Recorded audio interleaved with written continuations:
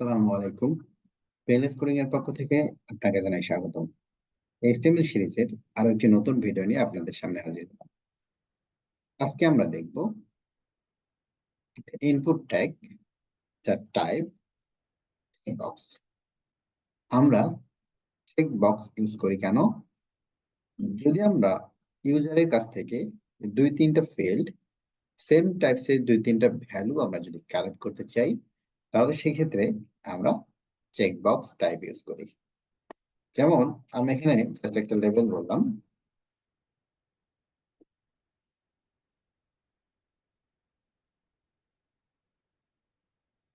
Your favourite food.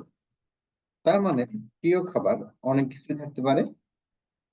যখন অনেক কিছু সিলেক্ট করতে পারে এরকম কিছু ভ্যালু যদি আমরা তাদেরকে দেই, সেক্ষেত্রে আমরা যেটা ইউজ করি সেটা হচ্ছে ইনপুটের টাইপ বক্স।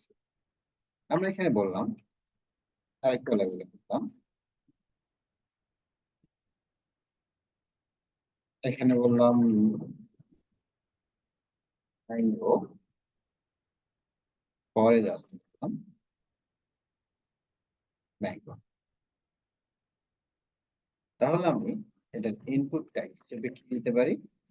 ইনপুট ট্যাগ হিসেবে দিতে পারি টাইপ, এটা টাইপ হবে টেক্সট বক্স।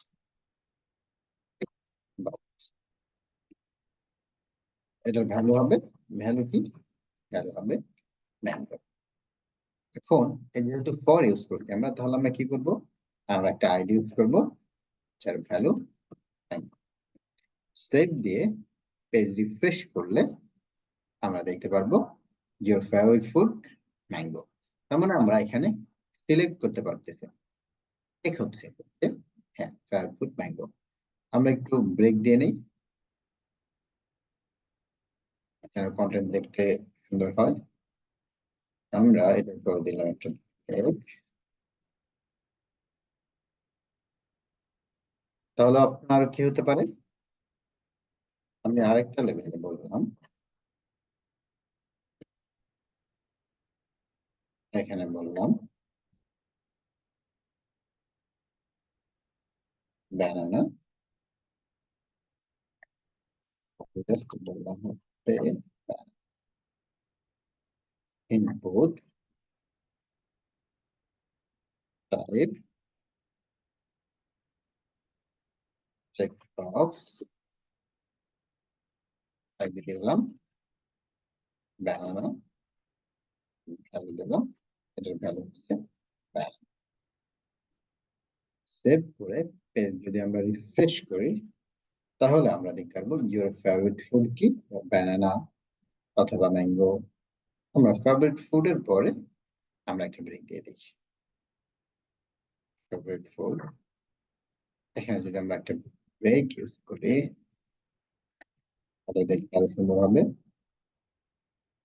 সেভ করে পেজ রিফ্রেশ করি, okay your favourite food mango অথবা ব্যানানা বা যে কোনো একটা, অথবা আপনি চাইলে এখানে আরো কন্টেন্ট ইউজ করতে পারেন। তার মানে আমরা চেক বক্স দিয়ে যেটা করি সেটা হচ্ছে সেম জিনিসের কয়েকটা ভ্যালু আমরা কালেক্ট করতে পারি। সেক্ষেত্রে আমরা যেটা ইউজ করি সেটা হচ্ছে ইনপুট ট্যাগের টাইপ বক্স। আশা করি বুঝতে পারছেন। সাবস্ক্রাইব করে আমাদের সাথেই থাকুন। আসসালামু আলাইকুম।